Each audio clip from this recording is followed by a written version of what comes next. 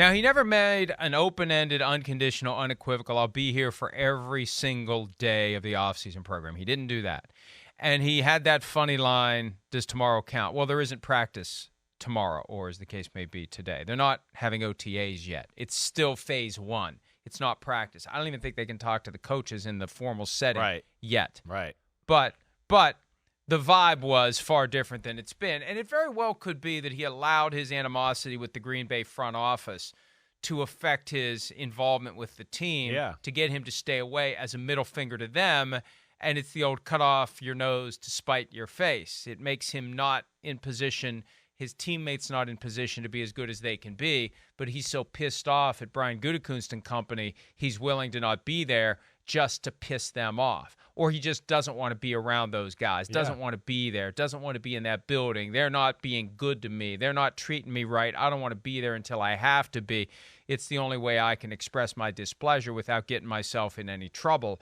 And even 2 years ago, he wasn't there when he was supposed to be at the mandatory minicamp. So different vibe.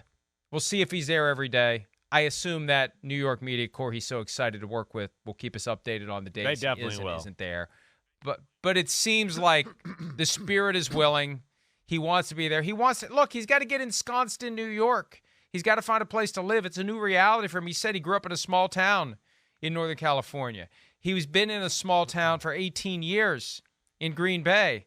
This is culture shock for a guy who seems very smart and evolved and sophisticated. This is a pretty big change for him. He's not in Kansas anymore. No. So that's part of the transition he's going through as well. Yeah, right. I mean, we talked about he was, the king of the castle. It was comfy up there. That's why we questioned whether he would go to Denver last year, right? During that whole period. Would he really do that and kind of upset the apple cart that way? Right. But yeah, here, forced. I agree with you and some of that offseason stuff you talked about. I do think that was probably a little bit of a middle finger to the Packers and, the situation they had put him in, right? But, yeah, it worked against them certainly last year when you have new pieces on the team, young pieces, and you're not there to do that. The years before that, yeah, okay, the team had some veteran pieces that he knew and trusted, and everybody was on the same page. But, yeah, he can't afford that. Now, does he need to be there at every workout and all of that? No. I'm not worried about him being, there for every workout. But, the OTAs and a majority of the workouts, yes. Because as you said, we're in phase one. But as you get into phase two, too, yeah, you can start to do little things on the field and have little meetings. And you start to lay down the groundwork for training camp, which, of course, lays down the groundwork for the regular season. That's where. And also, too, with Rodgers, like we were talking about a minute ago, I would think, to your point, yes, it's a new place. Let's get indoctrinated and feel comfortable living here and everything like that. But let's be real. His legacy has taken a little bit of a hit on the field the last few years. There's no doubt.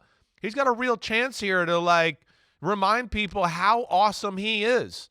And if they do get in the playoffs, that'll be like, oh, whoa, damn, Rodgers he's still amazing. And if he can let it fly in the playoffs like you were talking about a minute ago and not be careful and worry about perception, that could change our perception about him here. He's got a chance to, change the way everybody views him here for the last year or two of his career. And, hopefully he takes advantage of all the opportunities to set himself up for success there.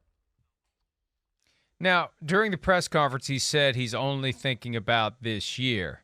During one of the scrums that happened afterward, because he talks to this person, that person talks to reporters, talks to whatever, he says, this isn't a one and done in my mind. This is a commitment. So stronger than, and something that should make Jets fans feel good, especially about what they gave up to get Aaron Rodgers. It quite possibly isn't a one-year thing. He hasn't made the full-throated commitment, but it may not be a one-year thing. And at one point, too, he talked about playing into his 40s, which implies more than just the year that he turns 40 in December. If you play into your 40s, you're at least going to be playing until 2024. And that is critical for the Jets. It was funny. I kept the coverage on after the press conference, and I love Nick Mangold, but it was laughable seeing him twist himself up in knots trying to defend what they gave up to get Aaron Rodgers, acting like going from 13 to 15 is no big deal. It's a huge deal. 13 overall to 15 overall is a huge freaking deal, Nick. And, oh, well, hey, next year's first-round pick, if it becomes a first-round pick, well, that means we had a great season. No, all it means is he took 65% of the snaps. There isn't even a guarantee you win a single game. You could have a top 5 pick. He could miss 6 games. They could lose a ton of games. They could be in the top 5, and as long as he takes 65% of the snaps, that top 5 pick is going to the Green Bay Packers. It was a bad trade. They got fleeced, and I think that was part of yesterday too.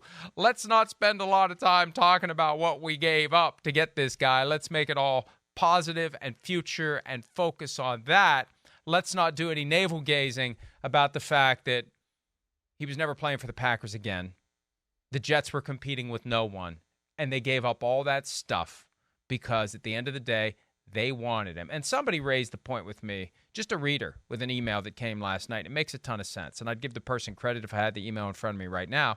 But this is on the Jets from the standpoint of they allowed the horse to get out of the barn to the point where it created the expectation they were getting. They had to get him. They had to get him. They had to do it. And it gets back to Woody. I really do think on Monday, Woody said we just got to get this damn thing done. We got to get this done. Yeah. We don't need this hovering over us during the draft. We don't need this happening during the draft. The Packers are saying they want to do it done. They want it to be done today or else. I don't want to find out what or else means. We got to get this damn thing done. And they did, and they gave up too much. But you're right. Hey, if they win a Super Bowl, it wasn't too much. The question is, how much less than that makes it too much that they gave up to get him? That's the danger, right? There's a limit where we go, that was not good enough performance, and whoa, you guys gave up way too much for the results you got back. And, that puts a little more pressure on the situation. All of them across the board. And I'm with you too. It was expensive. It was rich. I like I said yesterday, I'm never going to be mad at a team for making a move that they feel like gets them over the top, especially at the quarterback position. And the part I don't understand, I can swallow the 13 to 15 thing. It's the second part that you talked about. That's where I have a hard time thinking. If the Jets just said, no condition does it go to the first round, and it's just a second-round pick for 2024, I feel like the Packers wanted these picks bad. They would have done that no matter what because of all the reasons you explained. He's not playing quarterback there. It's moving on. I think if they just would have waited a little longer in this week, it would have happened. I mean, that just would be my sense in following football, all along. But, yeah, somebody got antsy with the Jets, and I'm with you. If you made me bet money, I would bet it's ownership that got a little antsy and wanted to get it done. Expensive, but I'm not mad at them for the move. I'm not.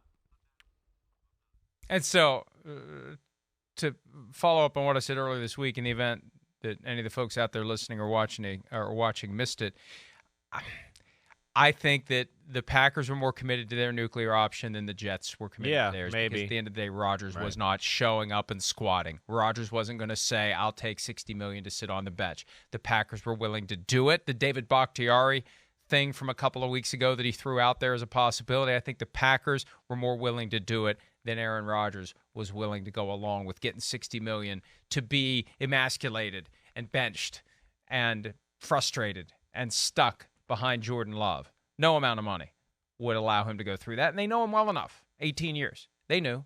Full generation. They knew that Aaron Rodgers wouldn't do it, and it worked out well for the Packers. Before we pivot to that, I see this quote from Robert Saleh, who, again, was talking not at the press conference, but in other settings yesterday.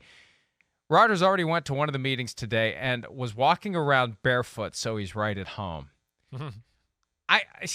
This guy needs to learn a lesson or two about, how filthy floors are in LaGuardia and New York. Can you fill him in on that? Wear your shoes, Aaron. You never know what you're going to catch. And please don't pick up a hamburger and eat it if you drop it at the airport. Don't do that. But he's comfortable apparently already. All right, good. He's feeling his his natural vibes and all that, whatever. But that facility's nice, Mike. I mean, that's the kind of facility there where if you drop something on the floor, you might go, it's pretty damn clean. All right, I wouldn't recommend it, but it's funny to hear that he was walking around with bare feet already. But this is one thing I've learned from my wife. Yeah. Floor is still floor. Floor is floor no Wherever matter what. you go, yes. The floor is the floor. Right. All the dirty stuff that every shoe has been in is touching that floor. Oh, I get everything. You. Why does I So don't I don't care how understand. clean it is. The floor is still the floor. I'm a big take off your shoes when you come in my house. Period. That's the way I am. We at one point lived in Boston, right in downtown the city, right? People are walking off the sidewalks. You take your shoes off. I don't want that crap, dog crapped on the sidewalk, kids spit on the sidewalk. They're going to walk in my house. Thank you. We understand. You got the picture? Yeah. Right. We understand you're exactly the hazards. Right. Yeah. You're exactly right. Well, I don't understand. We're like the only culture in the world that still lets people wear their shoes around their house. It happens a lot. And I'm always kind of surprised about that when I go into other people's houses. Hi, it's Mike Florio. Thanks for watching PFT on YouTube. Hit subscribe for the latest news and analysis from Pro Football Talk.